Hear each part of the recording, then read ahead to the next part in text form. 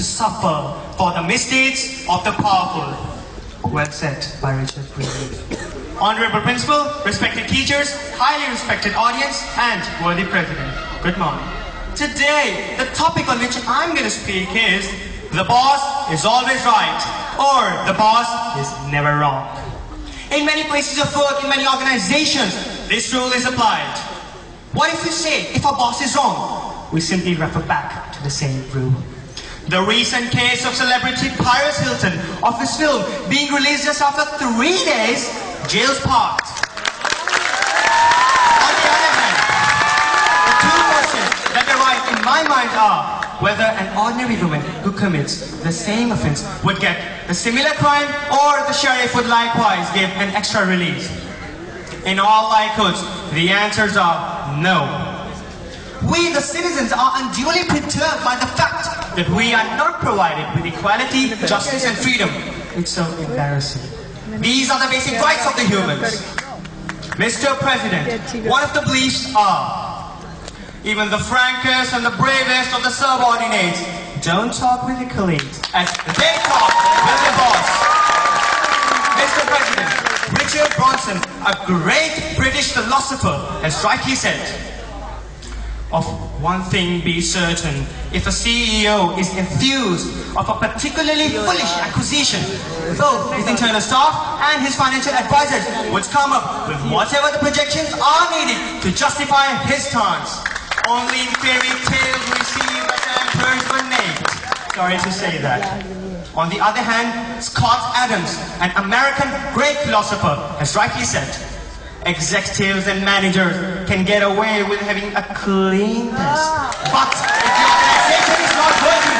if the organization is not working enough, then it is said to the workers, 'It seems that you're not working hard enough.' And it looks so embarrassing." Mr. President, those who have read Animal Farm by George Orwell must be familiar with the fact that the animals tried to copy human nature and human behavior. And in trying to do so, they created a statement, and that was, "All animals are equal." But with the passage of time, as the real leaders, the pigs, came up, they created another statement, and that was, "All animals are equal, but some are more equal." And this created the difference of boss and workers. Mr. President, the same thing is in our offices and organizations nowadays. Bosses can have personal and professional chats for hours on their mobile phones, but all the eyes are on the workers when the telephone rings. It's so embarrassing for the workers. Bosses, they come late, they leave early, they have long lunch breaks, but workers have to look at the watch. Mr. President, do you think that one should tell his boss that he is doing something wrong? The approach is very important, but to tell your boss that he is doing something really wrong by backing up your claim with well-researched and well-documented proof is a career suicide.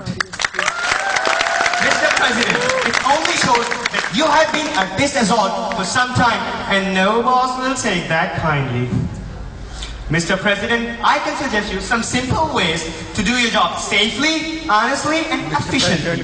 The steps are: number 1, be tactful in your speech. Number 2, give easy and actionable suggestions to your boss. Number 3, please stay clear of emotions and personal attacks with your boss.